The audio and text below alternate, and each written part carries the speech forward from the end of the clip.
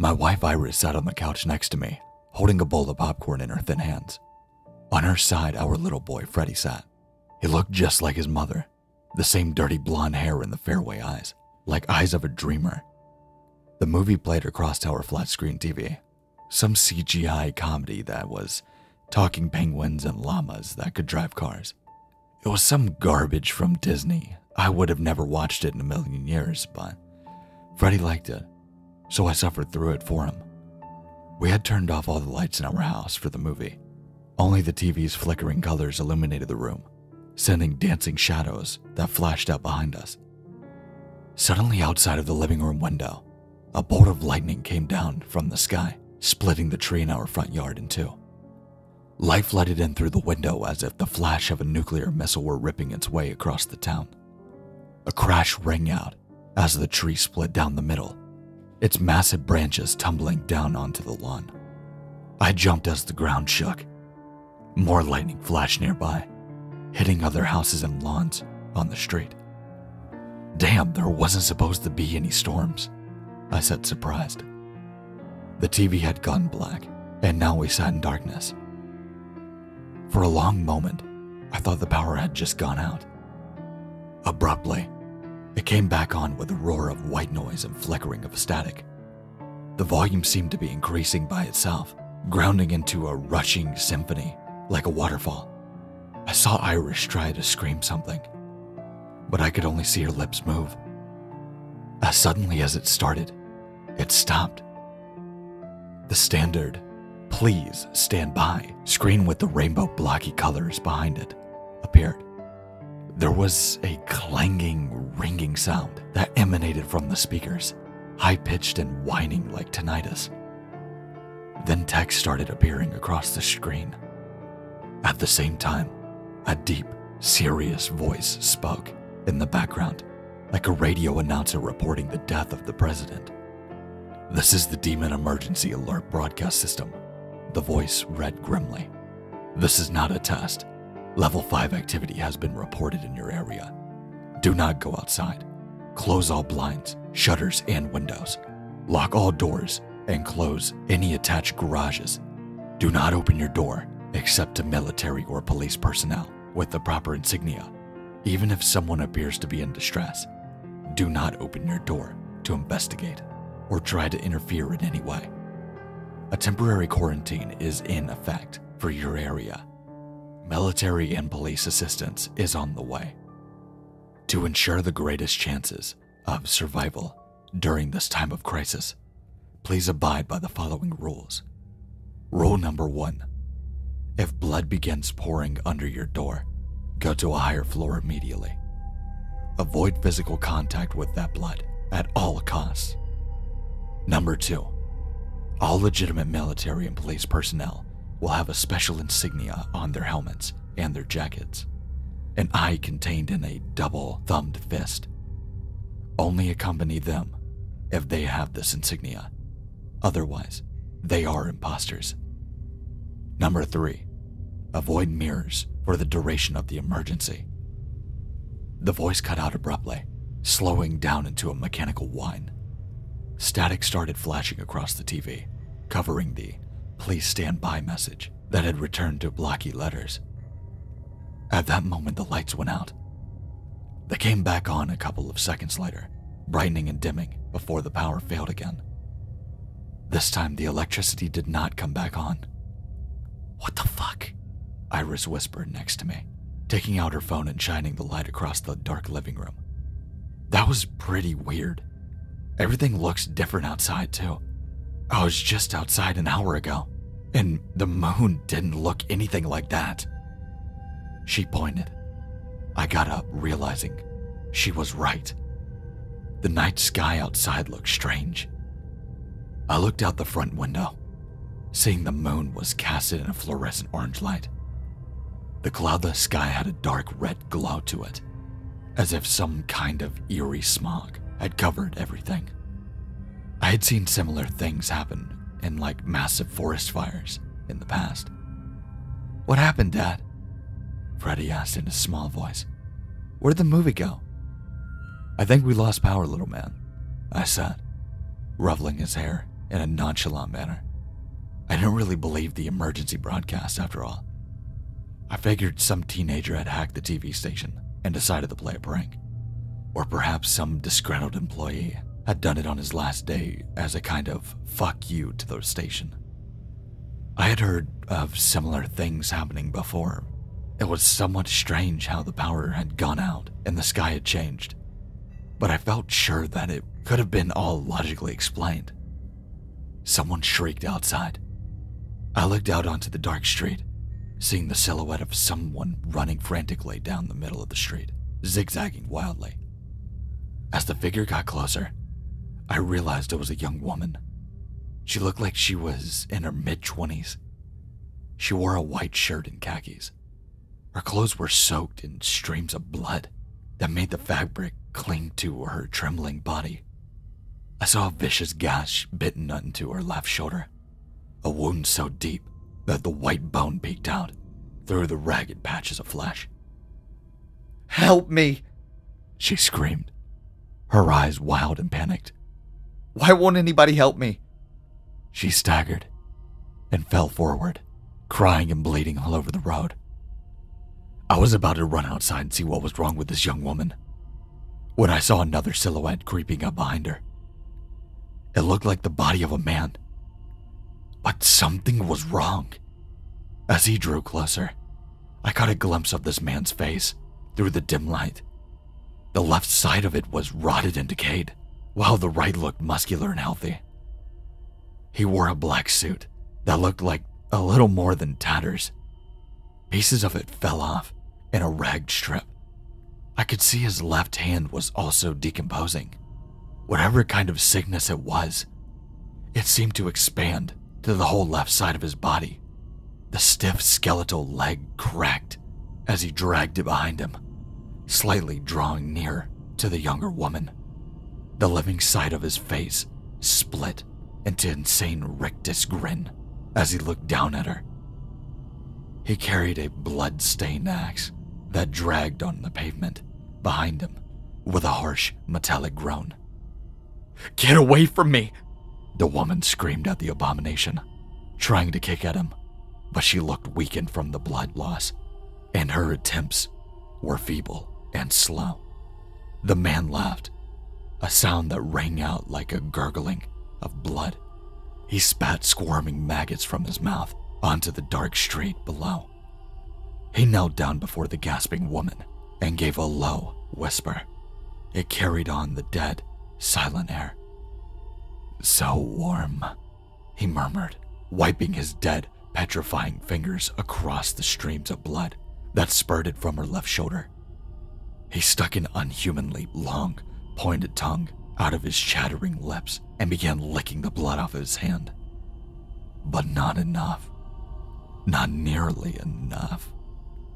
He stuck the bony, decaying finger of his left hand into the wound and started pulling at the ragged wound. Blood bubbled out in increasing quantities, covering her body in its wet sheen.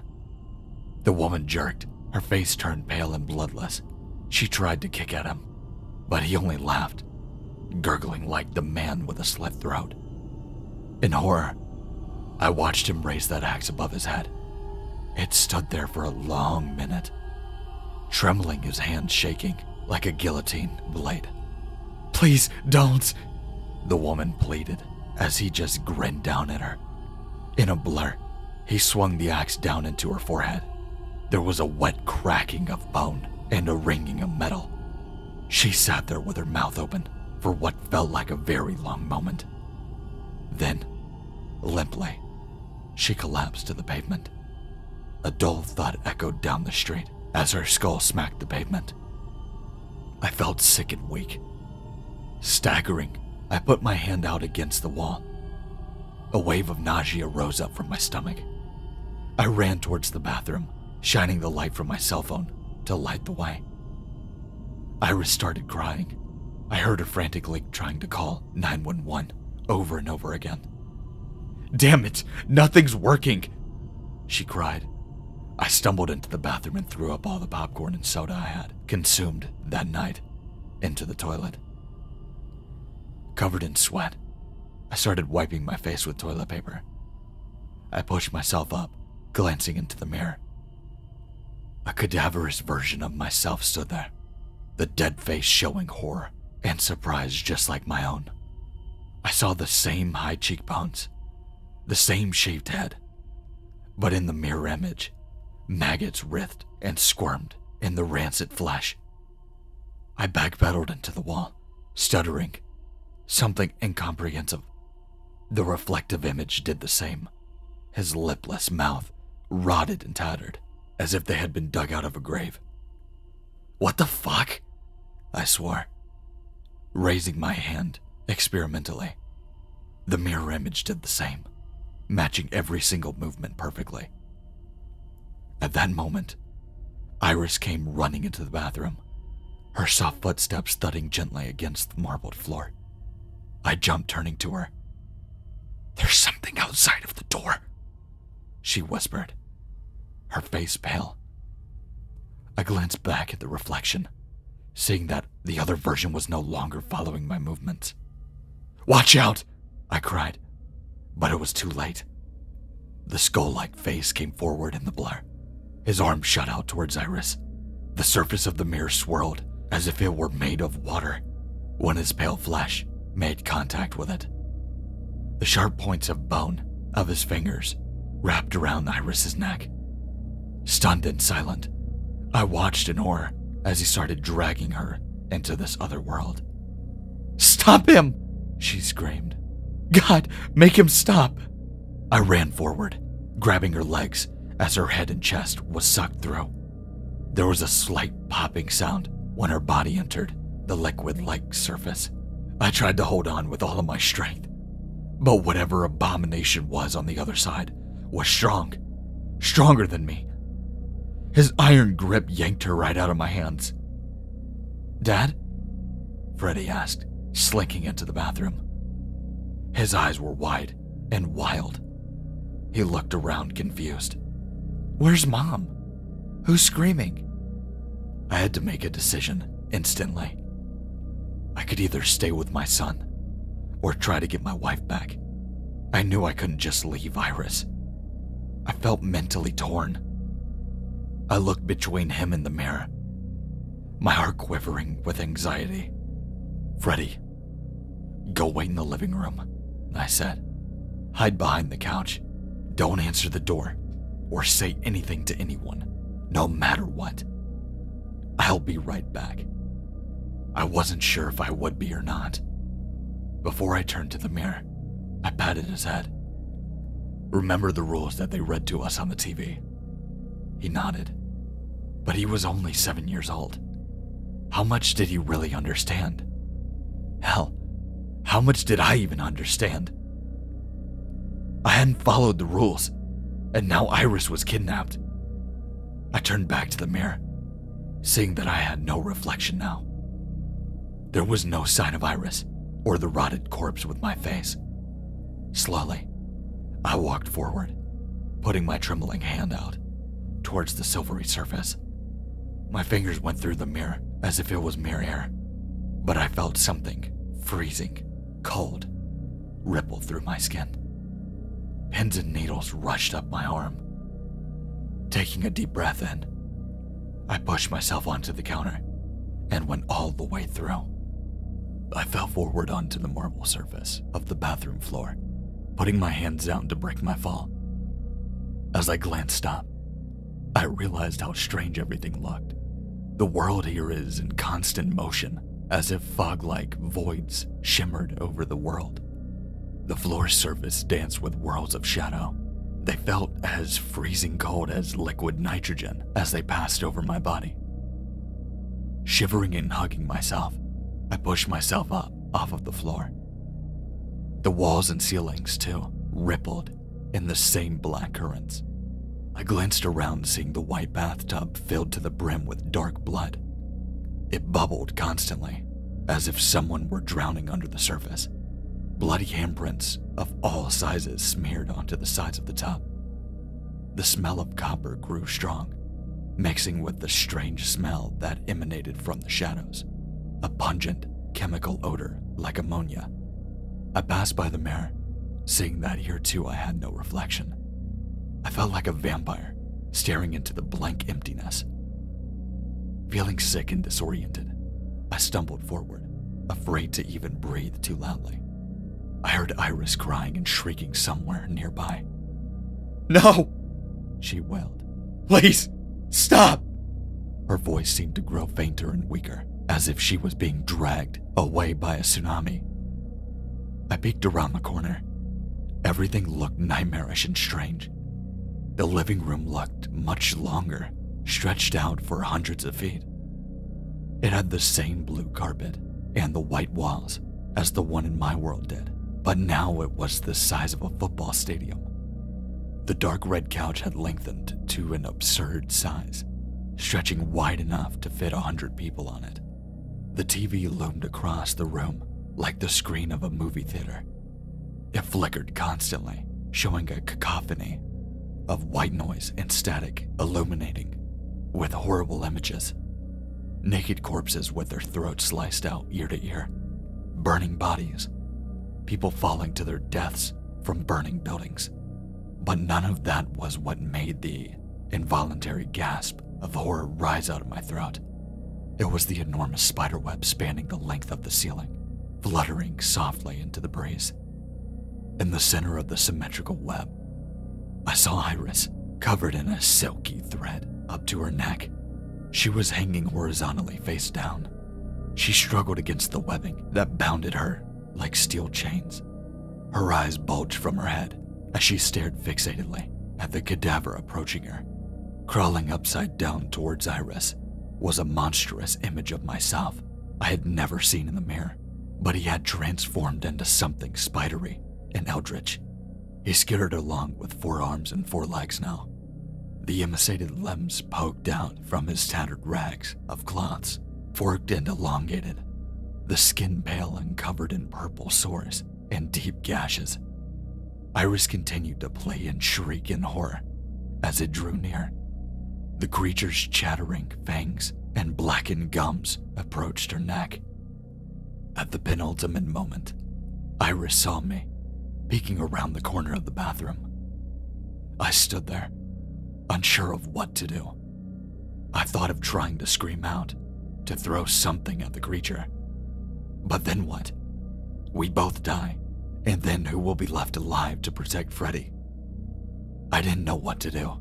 These thoughts passed through my head in the space of a single moment as we stared at each other. Her eyes shone with a moment of clarity, even as waves of the mortal terror shook her body like a hurricane. Save Freddy! She screamed. Run! Go, Jack! The creature noticed her staring at me instantly.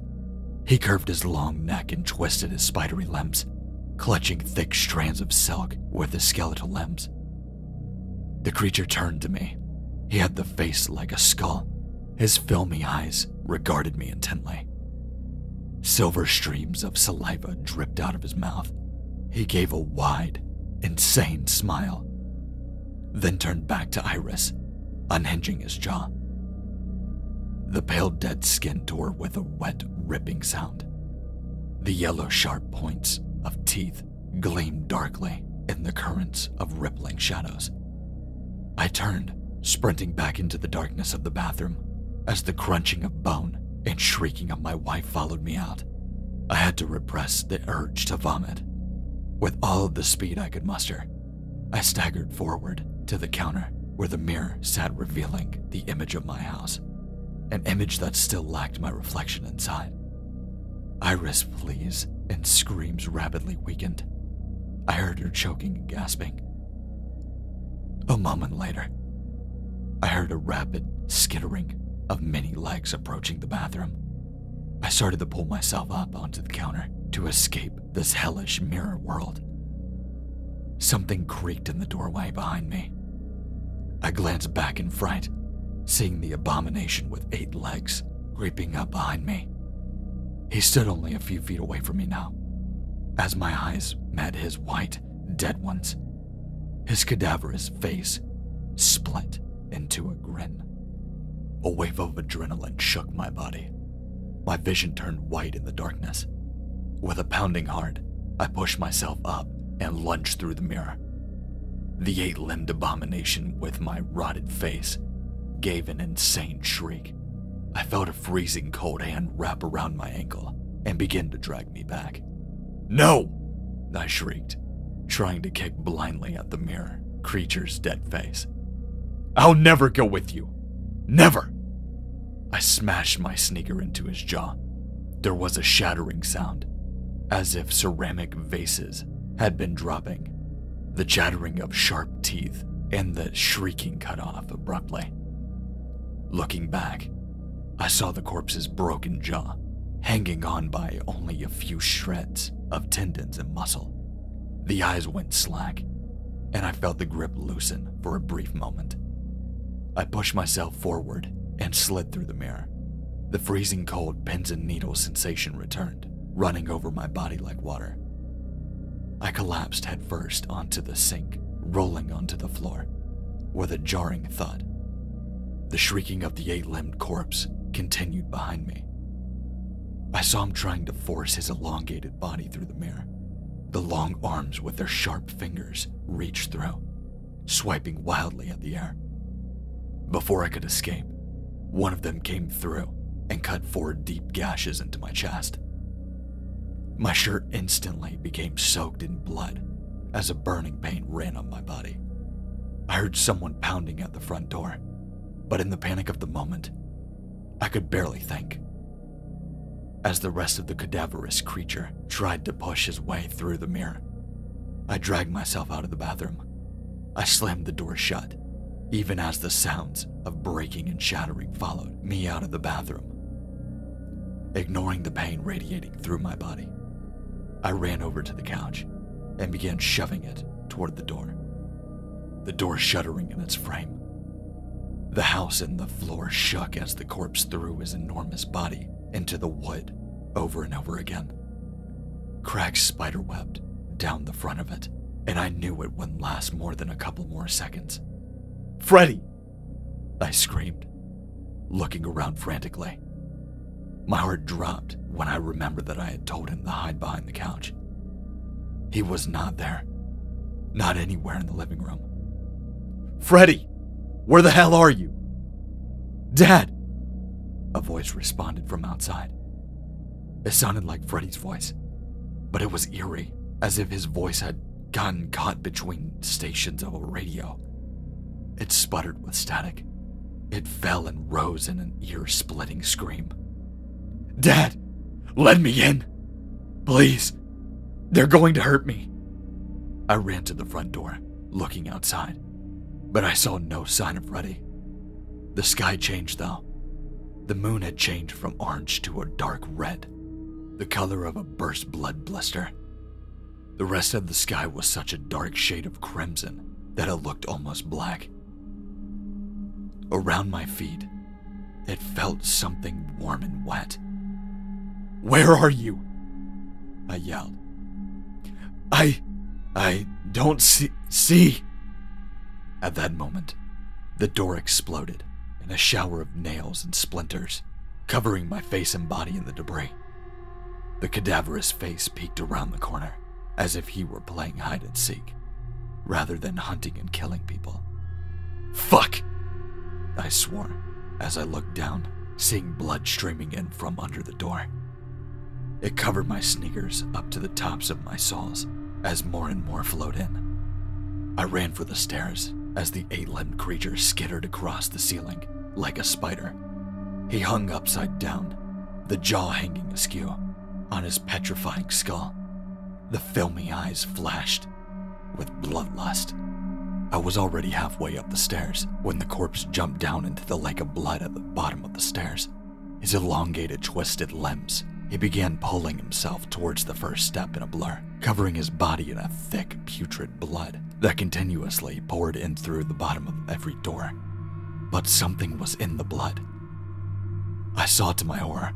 I froze in place near the top of the stairs, watching this creature as he struggled to pull himself out of the blood, which was already knee-height and still rising.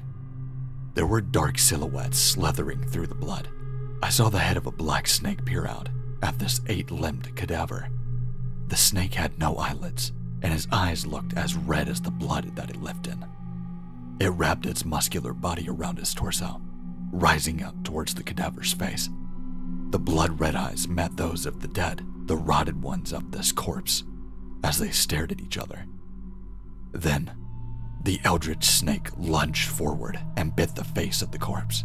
Other snakes started to rise out of the surface, wrapping around his 4 legs and slithering up his back. The corpse wailed like a banshee, running blindly into the walls and trying to smash every one of the snakes that suffocated it. They bit him from all sides, but this only seemed to heighten the hunger and the bloodlust. The sound of shredding flesh and snapping of bone followed me as I ran into Freddy's room and hid. His room was the only one without mirrors in it. I knew, and I wouldn't be making that mistake again. In the thick curtains of the shadow, a small voice rang out, terrified and searching. "Dad, is that really you?" Freddy asked, hiding behind his chest of toys. I saw his small body, contorted and pale. His little head poked out above the lid. "Freddy, you're alive!" I cried, running over and hugging him, tears streaming down my face. "I thought you were outside. I heard you screaming out there." "I heard you and Mom yelling outside too," Freddy whispered, his small body trembling as I held him. "I got scared and ran up here. I'm sorry, Dad." "Wait, where's Mom?" "It's okay. Thank God you did," I murmured, remembering the lake of blood downstairs and all of those strange black snakes. Mom isn't coming home, Freddy." He went silent and didn't ask any more questions. A sick, heavy weight covered my heart. In the darkness, we hid and waited, though I knew not for what. The smell of copper and iron from all the blood downstairs had become overwhelming. After a few minutes of this, I took my phone out and shone it around experimentally. I saw a thin layer of blood streaming into the room, rising up the stairs like the waves of a tsunami. It covered the hallway's hardwood floors, a half-inch thick deep, already growing fast. Dark shapes slithered and writhed into it. Small waves pushed the lake of blood towards us, and within seconds, my shoes were submerged in it. "Dad," Freddy asked in a panicked voice. "What's that? There's things inside of it." Without thinking, I picked Freddy up and held him above my body. "We need to get to the attic," I whispered to him, sprinting through the rising pool of blood, with my son in my arms. "Don't be afraid, Freddy. We'll make it." I had nearly reached the hallway where the pull cord was for the stairs that hung, when something wrapped around my feet. I went flying forward, dropping Freddy into the pool of blood. He was submerged up to his waist. Instantly, his body writhed in terror. "Help me! Help me!" he screamed, flailing his arms as a black snake circled him, like hungry sharks. The one wrapping around my leg continued slithering up my body. A rising sense of horror and panic filled me. At that moment, I knew I was doomed. I only hoped that I would see Iris again. Then, I noticed spotlights turn on outside, filling the inside of the house, with the radiance like the sun. All of the windows upstairs suddenly smashed inwards. A spotlight shone through the nearest of them, illuminating me and Freddy in our frantic struggles against the snakes. Men in SWAT gear crawled through the shattered windows with their gas masks. Their faces looked like insects with too many compound eyes. On their helmets and jackets, I saw a strange symbol, a double-fisted thumb holding a staring, lidless eye. Dozens of them streaming in, shooting the snakes that circled Freddy and me. As the one wrapped around my body slowly wound its way towards my face, one of the black-clad men came up from behind and shot it in the skull. The snake's body collapsed all around me, its muscles loosening in death. With relief washing over me, I ran to our saviors. "Get us out of here," I pleaded. "There's horrible things happening." The men nodded in the black military gear, his mask revealing nothing. "Follow me," he said, dispassionately, starting towards the roof. "You two are the only survivors we've found so far. It truly is a miracle anyone's still alive." I could only agree silently. "This must be all over the news channel," I said. The masked man shook his head. "No one knows about this," he responded. "No one but you two in our group. The media won't say shit. They do what we tell them." I followed the men onto the roof. Helicopters crisscrossed the skies, illuminating the houses and the streets with many bright spotlights, as a helicopter slowly lowered itself down to take Freddy and me away from that pit of nightmares, dropping a rope for us to ascend. I glanced down at my town one last time. Many of the houses were destroyed or burning, sending thick clouds of black smoke into this blood-red sky. Men in full SWAT gear zoomed around the blood flooding the streets in boats, the whirring of the motors echoing like angry hornets. Turning away, I followed Freddy into the helicopter and never returned. Iris is dead, and Freddy and I have seen enough horrors to scar us for 1,000 years. In my heart, I know it is my fault that my wife died. I didn't follow the rules, and she paid the price. I will hear those dying, panicking screams until my final breath.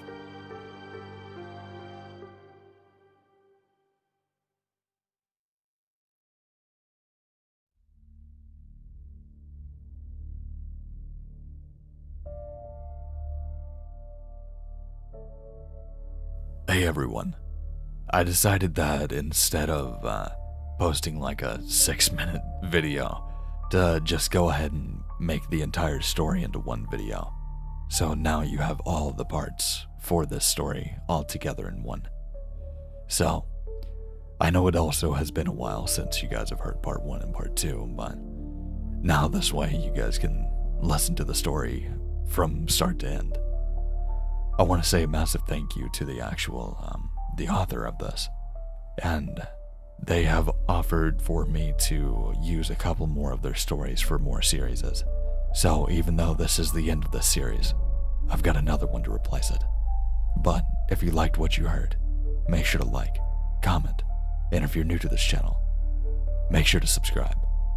I've got a lot of content, a lot more coming eventually. As you guys have seen my current upload schedule, it's pretty bad. You gotta love somebody closing the door. But yeah, you guys know how my schedule's been, but hopefully I can finally get back to it. I apologize, and yeah. But with that being said, make sure to check out the links in the description as well, like Twitter, Instagram, everything like that, including my Gmail if you would like to submit a story. But yeah, with that being said, stay safe, stay scary, and I'll see you in the next one.